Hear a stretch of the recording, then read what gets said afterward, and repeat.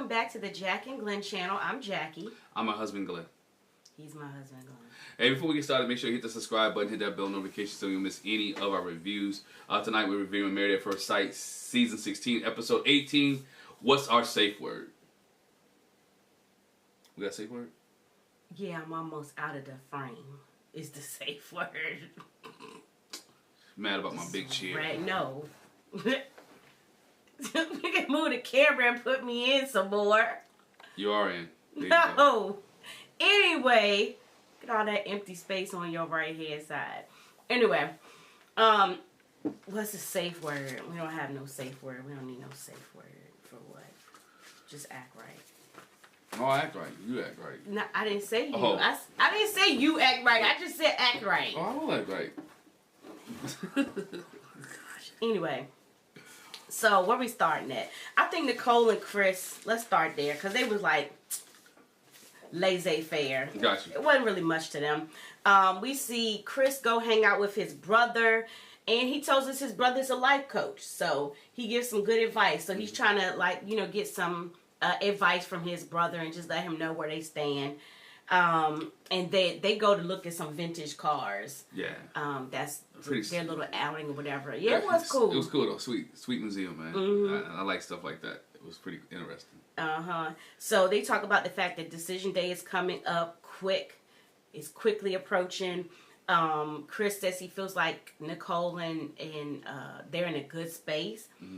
And he said the only thing is she's got more of an intense personality than him, which we knew from the beginning. Yeah, we knew that. I think it's starting to come out some more. He's starting to see it some more. But I don't think it's a red flag for him. Nah, because I think he know how to handle it, or not necessarily handle it, but he's also laissez-faire, like whatever. And it hasn't embarrassed him yet. Well, what he said is they balance each other out. So when she gets like that, he knows how to bring her down. And so we know from the other side, which she hasn't had a moment like that since the beginning. If he gets real, she can reel him in too. Right. So it's only one of them wilding at a time. And we saw him do that with the mini golf situation from last week, right? We saw how he brought her back down from the mini golf situation. But we also saw at the beginning of Chris and Nicole, they talked about they no longer need the word pineapple. And they start taking down all the pineapple stuff in the house, and she didn't want to, like, you can really get rid of it, and they compromised, and they ended up putting all the pineapple stuff in her office. I think they left the pineapple toy out for the dog, but again, when he knows how to bring her down. Mm-hmm. We learned something funny about pineapples when we went on our cruise, but anyway. Yeah. Anyway, put the pineapples away. Yeah, we on a cruise. Do not have no pineapples. Don't wear no pineapple clothes. Yeah. None of that. None so. So, his brother asked him, you know, is there anything you feel like Nicole could do better? And he was like, she's just so self-critical. I think she could give herself some grace. I think she could do that. She's getting better, he said, but she is still self-critical, and that's the one thing that he doesn't like. They talk about the fact that, you know, the 8 weeks have gone by fast, and life has changed so much in such a short time.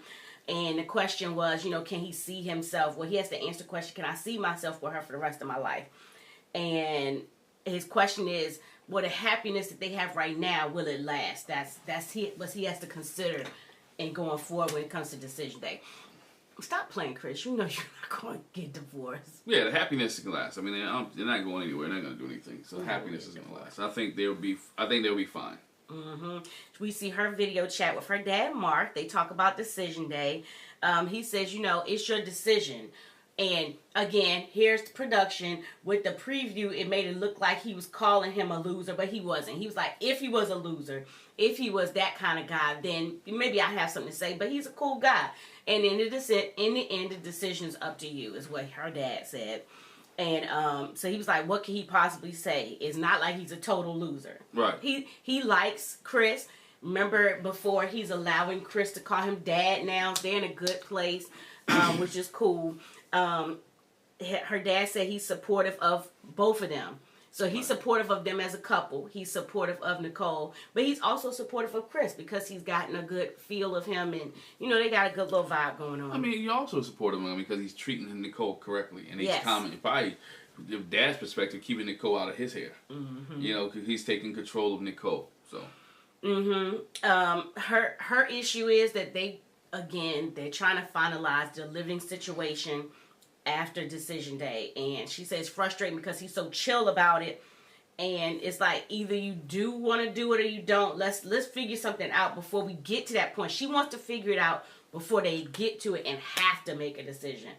You know, like spur of the moment. And then, because, you know, when you get there and you have to make it, it's like the decision is really screwy when it comes to the living situation. They might not be able to find anything. But things can change, though. I mean, again, what they're looking for is a lot of... I know she wants a living situation, but there's a lot of dynamics to it. They got to find a place where fit all 3 dogs. Or they try to rent a house. Or they trying to buy a house. Or they trying to rent another apartment, a condo. So those things that you got to take into consideration. And yeah, Chris needs to be more proactive with that, easing her nerves. But she also needs to not be so pushy. And they'll get there. Yeah. Okay, so where do we want to go next? Let's go with Airris and Jasmine. Okay. Because overall, it wasn't much time. It was just one thing that irritated me so bad. Yeah, but, you know, Airris bugged me so bad. What was that irritated you, Jack? First of all, because he freaking showed up at the stripper pole class. And then the whole toy thing just irked me. Because we back to, I want to pull the demon out of her. He said he's freaky and he want to fetch. Now, the pole class to me, it's not necessarily he showed up, with some of the comments that he made at the pole class. And in his vignette, like if she would have showed this side or done this side a little bit more, we would have been much further along in the process if she was able to take control. But let's backtrack before we even get to that. And we see Airris and Nicole there in the bed. Not Airris and Nicole. Oh, my bad. Oh, sorry. Airris and Jasmine. Airris and Jasmine. Well, Nicole might be. Airris and Jasmine. So... we see Airris and Jasmine, and they're having a conversation. They're conversing about the weekend, and they really enjoyed that the weekend went peaceful, and how she missed him, and how they just had a great time, and how he was King Airris, how he's King Airris, so. And how what can they do going towards decision day? His thing was, continue to speak up for yourself, and I don't mind you initiating a handhold or a hand grab or giving me a hug or whatever. And Jasmine was like, as we get towards decision day and past decision day, maybe. I want you to continue to provide a safe space for me and help. We need to create that intimacy, not freakiness, because Airris is on the freakiness side. Yes. Needs to be intimate. But anyway, Jasmine and Gina go to a pole dancing class. They were like, Gina thought it was a good idea for them to go because in both of their situations, there's been an issue with their spouse being attracted to them. And so sometimes that can make you feel like I'm not sexy. So Gina was like, we're going to go get our sexy back. We're going to go to this pole dancing class, and that's what we finna do. And so Gina said, at this point, she's open to anything. We're doing the pole dancing class or whatever. She just wants to be able to try to say she tried everything. Yeah. Not that she ever going to try to get with Clint. I just tried everything. That's what she just, it is what it is. We already know her and Clint. We'll get to them in a minute. We just know her and Clint ain't rocking all cylinders. The teacher has them do the sexy walk around the pole, a body roll, drop into the ground, doing a little twerking or whatever. And while they're doing that, and like Gina's in full twerk, here come Airris' tail walking in. I was like, he said, I heard Jasmine was going to a pole dancing class. Thought I should. You heard it how? Producers want to make a scene. I was just disturbed. And then, Gina wraps up her part, and then Airris is like, basically like, show me what you learned. And then he literally has some money out. Pulled out $5. That he's making it right. I was so disturbed. It shows you what he wants. It's fun and jokes, whatever, but it shows you what he wanted. He wanted a girl who was willing to be out there to do that. That's what he likes. She said that before. She was like, okay, I don't like all the questions and talking about it, but she said before, I can't, I don't have no problem doing that. I need somebody to help me, maybe open up the freak in me a little bit more. But she said she could be there, but I'm not going to go there with you if you telling me you're not attracted to me. I don't disagree. She said she could be that way. You know what I'm saying? But no, I'm not doing that. You said you're not attracted to me, and then don't be attracted to me because I'm acting all nasty and freaky. You can keep that to yourself. I want you to like me, whether I'm being nasty and freaky. Like me for me, and let's be that way. Just. Oh, totally, man. She said that from the get-go. She said, I'm a lady. I'm going to conduct myself as a lady. I'm going to do things as a lady. And she wanted him to treat her as such, right? But that's not what he was looking for. He didn't want to do anything different. We say you come on Married at First Sight to find something different because what you've used in the past or what you dated in the past has not worked out, right? You dated the hoochie mama. You dated the girl who was real freaky. You dated the girl who catered to you. You did all that stuff. And those are the things that didn't work out because if they would have worked out, you'd have been married. But so now you get somebody who's different and you're trying to mold her into something that you had before. And that's the problem with Airris. Airris is trying to mold her into something that he had before instead of allowing her to be who she is. Mm-hmm. And when he saw something that resembled what he used to before, he was like, oh, what? That's what I like. The only other thing I'll say with him, like I said, he's making it rain. He asked him to get a pole for the house. And then he says, hold up, right there. Stupid. How do we get a pole for a house and you're not going to be with me for 8 weeks? We're like 5 days away.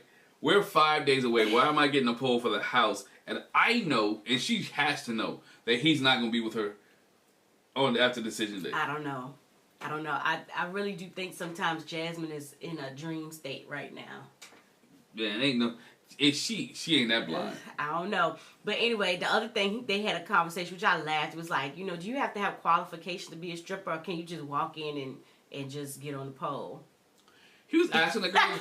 He was legitimately telling the girl. He was legitimately telling the girl to go strip. Wait, what? He was legitimately telling it wasn't jokes. What? He was telling. In my opinion, I thought he was telling like, you want to go get a job? You did such a good job. I need you to go get another job. Go be a stripper. Anyway, so the experts decided to send them the little box, the box with all the like sexual type toys. Now that they see that they're opening up some as far as intimacy. So they got the blindfolds, handcuffs, candles, a feather, whatever, and he's so silly. What's she supposed to do with the feather? She was like, it's a sensation thing, like you. Duh. Maybe he never seen that. He knew what it was. But not. You don't have to see it. Just feel it.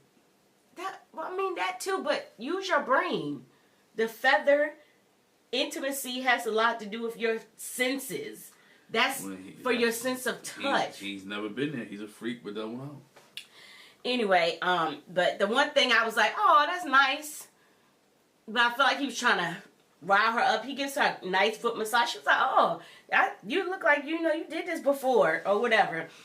They try to handcuffs. This is the part I thought was real ignorant. He puts the handcuffs on, and he lays on his stomach with his hands behind his back. And then she used a little massage thing, and it just looked so rough to me. It looked like she was just going up his back. Like he had been in that position before, so he knew how to handcuffs behind his back. Because then he asked her, like, would you be a dominatrix? And she was like, I'm not opposed to it. Like, I ain't gonna slap somebody. He was like, no, slap me. Now, this is where I laughed at, because I'm like, I just thought about all y'all watching us, and all y'all that don't like Airris, y'all have smacked the fire out of his mouth. I'm like, man, if he told half of these women to slap him, the way that she slapped him was like, I said most of these women that be watching the YouTube or people they would have smacked the fire out of Airris. But I get it. Like, if you asked me to smack you, I would not do like that. They got the world champion slapping cut. I would not do that because, I care. I just could not slap you like. She should have slapped. She was like. She should have slapped him for all the comments he made. But that's not how she is. It's just like I don't want to go off on a tangent. It's just like people that like let me not say that, because I was gonna say some things that people do to hurt people. Like, that's how they know when they hurt that it was a very intimate relationship, because you have to get in close to hurt somebody like that. So, I feel like if you're going to slap the tape, like, I kind of, and she just not there. Which she should be. I would be. I'd be like, man, I'm about to slap the tape out this she didn't want to hurt him, and she didn't know how much he wanted to slap her. And he was like, harder. He get harder. Now, if she really... Y'all excuse me for this. If myself. she really hauled off and slapped him, he'd have been mad. This just me. Y'all excuse me. You know I'm African American. I have an issue with stuff like that. Whips and chains for African Americans, like, are we in the 1800s? Yeah, I'm not The doing that. 1700s? Like, I'm not doing that. Don't tie me up. Don't string me up. Don't choke me. That gives me a whole different vibe, and I don't even see how people can. Yeah, I'm not on that rope, folks. I'm just saying. For me as an African American, those things, and I hate that word, so I'm not going to use that word triggering, but it's reminiscent of some times gone by, and I'm not getting ready to do it. But each his own. More power to you. More power to you. But anyway, so he was like, he feels the sexual energy kind of shifting and doing or whatever. The other thing with them, that they went to see Jasmine, the preacher's daughter, which again, to each his own. Maybe you don't have no problem with that, but the preacher's daughter takes them to see a psychic, a medium, and this is the thing. The witch indoor. Right, and that's the crazy thing, because I'm listening to her, and I'm like, if I didn't have no sense, she sound like a prophetess.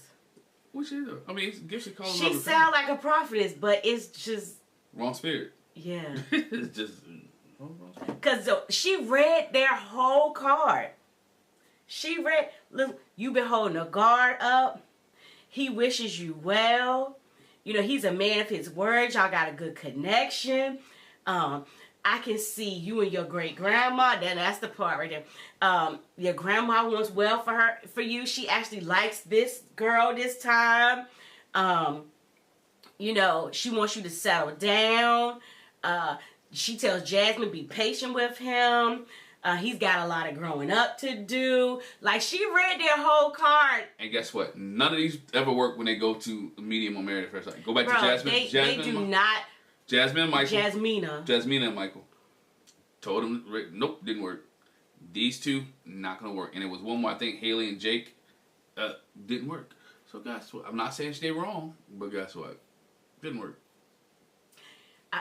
So once again, I feel like you went there to hear something, but then you don't follow through. And that's what they do with real prophets, too. Just a side note. You hear what they say, but you still don't do it.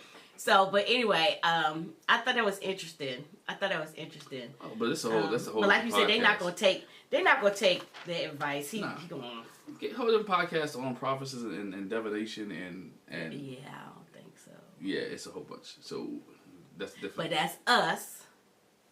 May not be you. We're just talking about us. Us, I don't do We're just talking about us. Don't do witchcraft. We just talking about us. Okay, leave it alone. We just talking about us.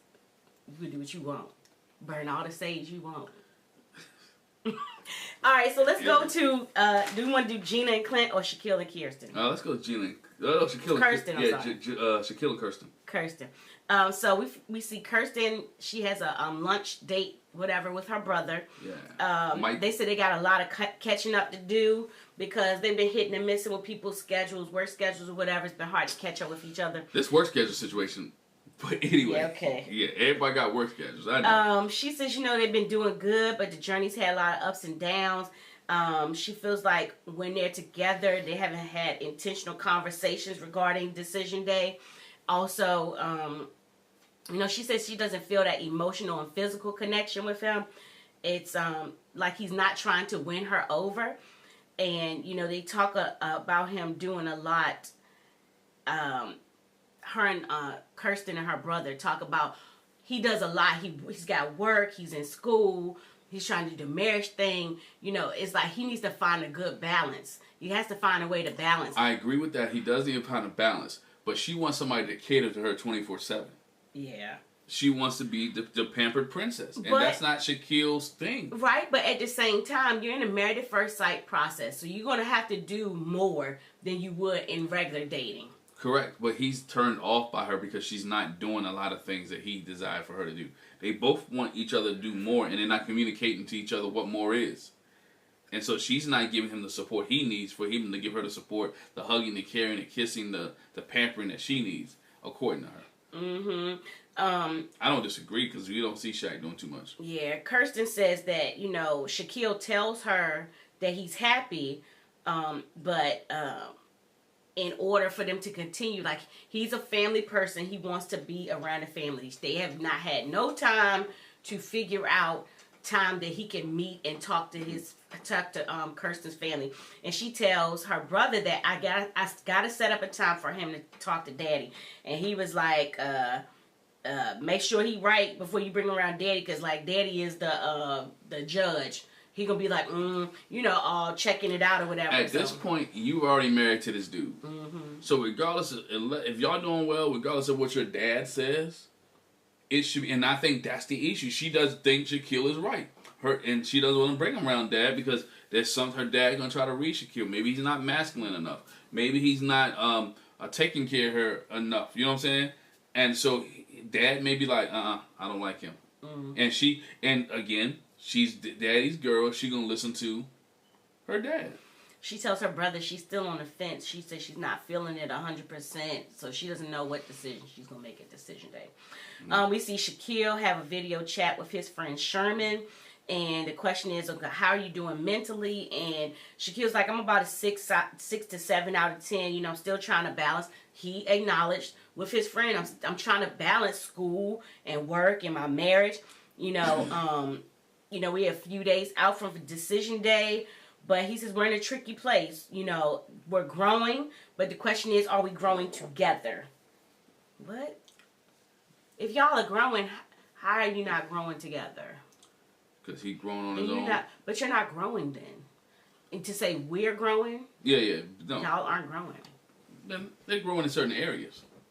They're just not growing in the area of commitment. They grew to the area to have sex. They grew to the area to communicate. They're just not growing to the area where, you know what, I want to spend the rest of my life with you. Because in that sense, you can still grow in certain aspects, but there's certain levels that they're not growing in. Yeah. His friend tells him, though, but remember, growing together and getting to know each other and becoming that one flesh, he said that's a lifelong journey. You're not going to get that in 8 weeks. Sometimes you're not going to get that in 2 years. And I'm glad his friend said that, because I said this all the time. I think I said this on Sunday, our panel. They're trying to stuff a whole bunch of stuff into 8 weeks. They want to do these 8 weeks and come out to be married like somebody who's been married for 20 years. That's not going to happen. These 8 weeks I know it's an accelerated process. It should be some type of foundation. It may not even be the full foundation, but it should be sturdy enough to last a little bit longer than 8 weeks.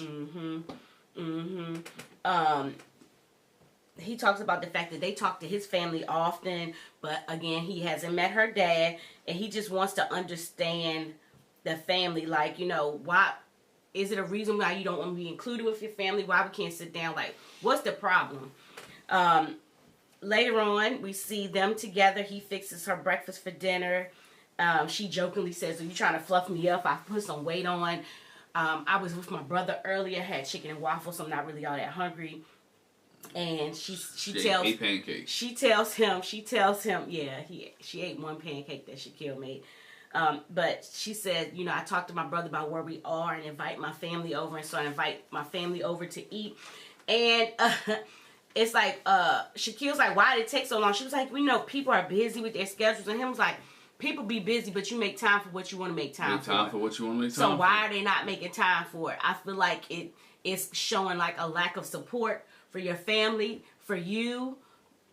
Well, again, I mean, sometimes the marriages some marriages you can deal without family support. Because you're creating your own. I mean, I understand that he wants to see her family, but again, I don't think it's a family like a time. I think her not pushing the issue. Right. So again, people make time for what they make time for. If you emphasize that I really want y'all to come meet and have dinner with Shaquille, then they'll put an effort for it. But if you're not making a fuss about it, they're not either. Yeah, but then sometimes people just want to give you privacy. But she talks about how she told her brother that, you know, he needs to make her feel like he likes her. You know, they need to have that spark. She doesn't feel that they're connected, like they're just existing. And that's when I'm tired of the spark situation. But they showed the scenes where he like just comes in the house, walks right past her. They're sitting at the counter together and just sitting there. And you and I talked about the fact that, again, it's about being intentional. And sometimes you're tired when you come home. You are. You don't feel like being bothered. You have a long day at work. But he's a newlywed. This is somebody you're still trying to get to know. So you're going to have to shake the tired off and put some interest into your wife. You know, they sitting on the couch, not touching each other, not even talking. You know, you got to do different, Shaquille. You got to do different. Got to do but different. even at the point where, you know, and I just share with you, sometimes you come in the house, you tired, rough day, or you're not even coming to the house. I sit in the driveway like 15, 20 minutes to get myself together, to get my mind right, take a nap. Well, anyway, so I can come in the house and the day is off. And then come in the house and greet everybody, talk to everybody, enjoy. You got to find those moments that you have to get to yourself, and that's what he has to find. If it's late at night, you know, she stayed up for you. Hey, thanks for staying up for me. Thanks for waiting for me, right? Thanks for hanging out, or thanks for being there. You know, if she cooked dinner, anything, you can come in the house and acknowledge that she's there. Oh, I'm sitting at the counter. By the way, how you doing? You know, I'm working on this. Let her be involved. But I think he's to the point where he's turned her off. And which is sad because she told him what she would like for him to do anyway. Come in the house and greet me, give me a hug, give me a kiss, whatever.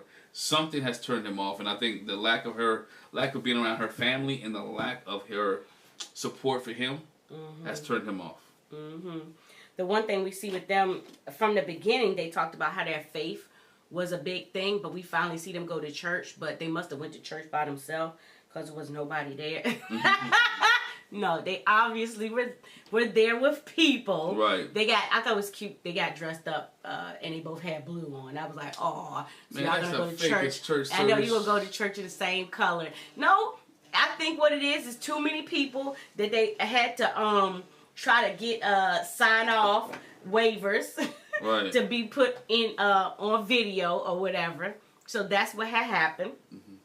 But anyway, they said at a good time at church, you know, they talk about how they both pray for guidance and, you know, that they put forth the effort to sustain the marriage. And so that was them at church.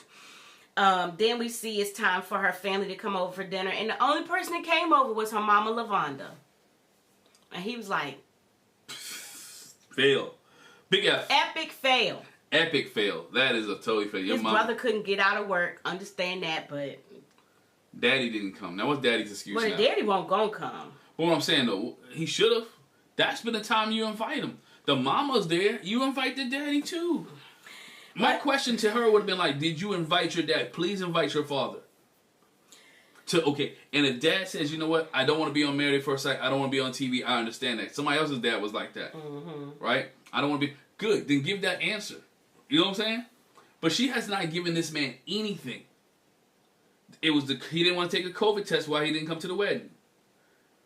So, okay, we've done the COVID thing now. We don't have it. Come to the house and enjoy a good meal.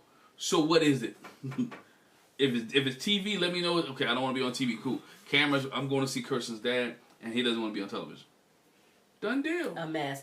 But anyway, so they have a conversation about his job at the college, you know, how that's going, what he does there, whatever. How's marriage going? He talks about the fact that she had her guard up so much at the beginning that it started to come down, but then as hers was coming down, he's questioning, well, are my walls up? Yes. And I'm sure they are, because hers was up so long, and you was putting forth the effort, then you like, nah, I ain't gonna do that. He says, you know, he feels like he does give her quality time, but maybe it's not enough. And for her, she says, you know, I want you to be happy when you come home, when you see me, you know, and her mom tells them, you know, gives them some good advice, like, let go of your expectations.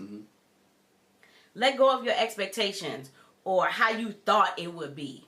And you're going to get so caught up in your expectations not being met that you're not living. So live and enjoy the moment. And again, get out of your expectations. It may not be that way. Just accept what it is. But also, for some, you still keep some expectation because it's a way that you feel love and you receive love and you expect to get that and how you give it to the other person. But yeah, I think the expectation thing is correct. I think there's some points when you go into this marriage, especially on Married at First Sight, and you let everything loose, right? They didn't give me what I asked for, what I looked for. He didn't have hair in this case. You know what I'm saying? Okay, good. He might be a nice person. He might treat me with love and respect. He may take care of me. He meets all those things. And again, you have to be able to open up and let loose. Mm-hmm. And they haven't done that. And Shaq wants his wife to be a certain type of way. And she wants Shaq to be a certain type of way. And I think neither one of them have compromised and discussed, hey, this is what I can do. This is what I can't. In marriages, there's some people who this is my limitation. This is my glass ceiling. Yeah, you're 100%. Their 100% might only be 50 for you. Right. This is my glass ceiling. This is right. But you have to make the choice to see where it works out. Yep. Last but not least, we got Gina and Clint. We open up with Clint hanging out with Hank. They go to Starbucks, I think it was. Yeah, Starbucks. And he gets himself some coffee, and he gets Hank a pup cup. A puppuccino. I had to look it up. I didn't know Starbucks did this. Y'all have animals. I didn't know Starbucks does this. They actually have a menu for animals. If you go there and ask them for a puppuccino or something like that, they give you like whipped cream in a cup for your animal to eat. I did not know. I don't know if you pay for it or not. But I'm sure you do. You probably do. I'm sure you do. But Starbucks, hey, take your dog, go get the Starbucks. Yeah, but he jokingly says, don't tell Gina, but I think Hank loves me more than her. Him and Hank be hanging out a whole lot. Hank's moving in with Clint. Yeah, they definitely are going to have visitation. Yeah. But then we see Clint go to the gym. Hank need therapy. Clint goes to the gym and, oh wow, McKinley's there. I could have did without this. I feel like this whole interaction was just so shady. Oh, McKinley plotting, y'all. I'm going to do a video on that later. McKinley plotting. They're gonna do a video. How's everything going? Married life is fine. Have you made any moves yet? And Clint's like, nope, no moves yet. Not doing that. I did graze her butt one time. Total and I was like, oh my God, I'm so sorry. I didn't mean to touch your butt. And Hold up. Translation, McKinley asking, yo, have you anything? Have you smashed? Because I want to. Basically what he asked. Because you haven't smashed? Okay, that means she's failed game. He said his thing is he's trying to get her main focus off of work. She's so work focused, like she can't do anything else. McKinley said he's surprised they're not attracted to each other. Clint's a good looking guy. Gina's banging. He didn't say like that. Basically, he did that. Gina's banging. He wishes he was matched with Gina instead of Dominic. They're both entrepreneurs. Yo, you can't. This man is still married. He's telling you, yo, I wish I had your wife. What he said, I wish I had your wife. But he didn't say that in that space. He said that in his little vignette.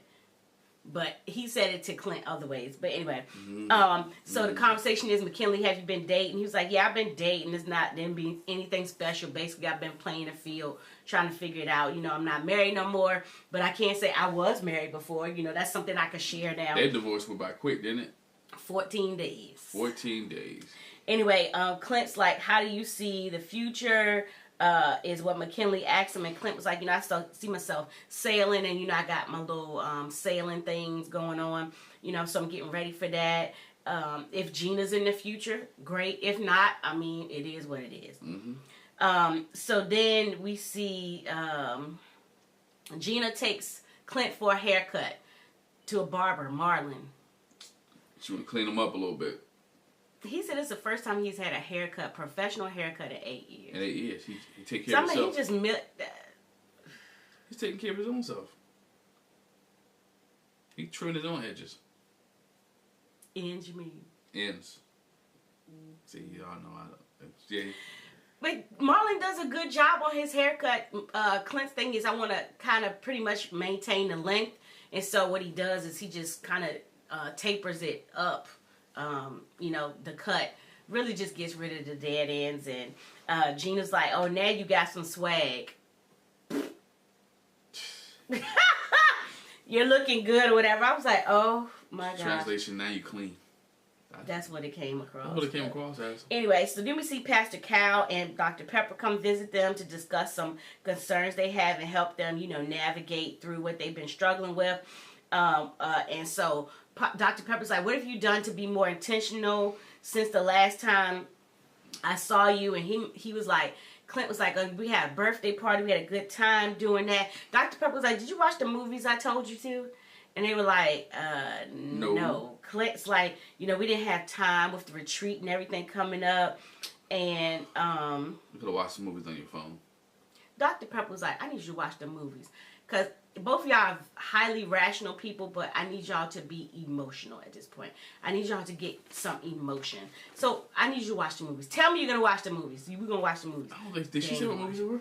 Yes, it was Driving Miss Daisy. And I can't remember the other. Yeah, I couldn't remember the movie. I never heard of it, but yeah. Pastor Cal. Y'all know what the movies are. Just drop me the check. I can't remember. Pastor Cal says, looking at them, their proximity to each other, you look comfortable with each other. And Gene was like, yeah, but the feelings haven't progressed past friendship. We've been spending some quality time and things that we've been doing things where it should spark something, but we haven't been doing any touching. But y'all did touching at the wedding, and they was like, but the touching at that time was like, it's because people expected it because you're at the wedding. Yeah. But they touched each other on the honeymoon. Yeah. And so until the slender and athletic comment. But Dr. Pepper said, okay, but you did it at the wedding because you felt like you had to, but were you feeling it? And they were like, well, I mean, yeah. So Gina's like, we've just been getting along. I'm the type of person, I look at everything with a really positive mindset. And other than having, personal conversations and agreeing on business and support, that's really been it. We don't have an emotional or physical connection. Because he apologizing for grazing against her butt. You should have been like, yo, when you graze against the butt, oh, my bad. My bad. You like that? He could have joked it off. Mm-hmm. He should have said something to try to create a spark. Dr. Cal's thing to them is, okay, but so your life goals and life stuff are similar. So what you want out of life is not compatible. And, Clint was like, I mean, there are lines that blend into each other, but there's some that also deviate. There is a ton of commonality. Mm-hmm. And Dr. Pepper and Pastor Cal trying to get them to relate to each other on that commonality and build on that. But she don't want it. That's why she said Gina went in on bruh. She went in on bruh. Clint is like blindsided. She says, physical attraction really wasn't there in the beginning, and I feel there was some personality stuff. There was a mismatch. Like, his personality is outrageous and fun. It's like he's the life of the party, but it gives you this bizarre energy. It almost kind of feels like secondhand embarrassment. It's like, they're the life of the party and you like that, but it's not someone you're attracted to.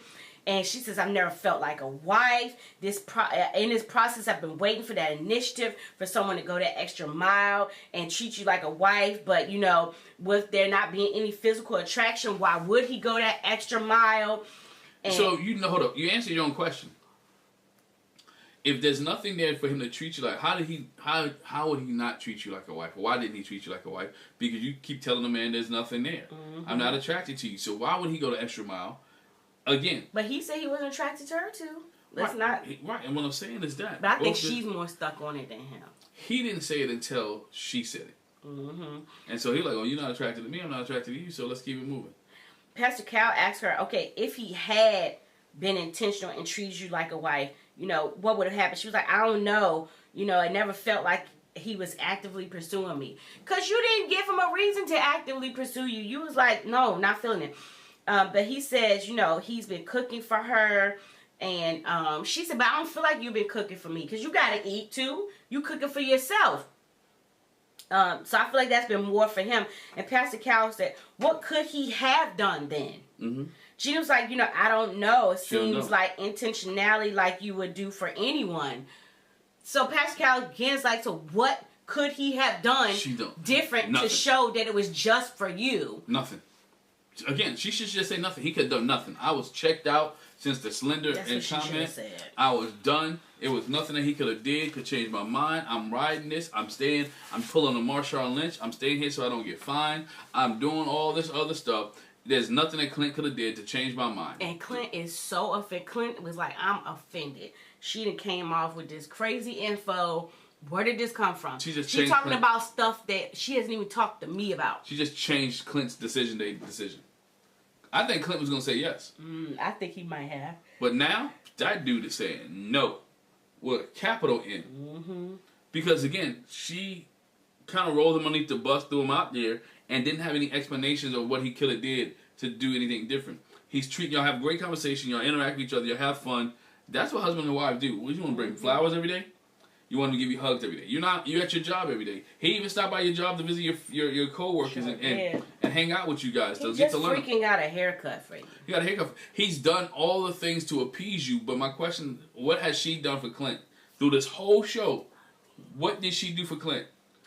If you can make the statement that he has not treated me like a wife, well, can he make the statement you haven't treated me like a husband? He sure can. Because you don't cook. I'm not saying that's all you had to do. You didn't even want to stay in the same apartment with him, but that somebody made you. You didn't even sleep with the same room with him until 2 weeks before you were getting ready for the decision day. So how did you treat him like a husband, and you complain about him treating you like a wife? So he's supposed to do all the treating, and you ain't supposed to reciprocate? Nope. Somebody has to take the lead here, Mm-hmm. and the lead doesn't always have to be done by the man. Somebody has to take the lead and show the affection. Nicole is taking the lead for Chris, and they both worked. So again, somebody takes the lead, and then the other one follows, and then eventually, if the man comes up to it, he can take over the lead if he wants you to feel comfortable. Or the woman can. Again, I didn't like the statement. He ain't treat me like a wife. What did you do to treat him like a husband? Nothing. That's it. He gets more love from Hank than he do you.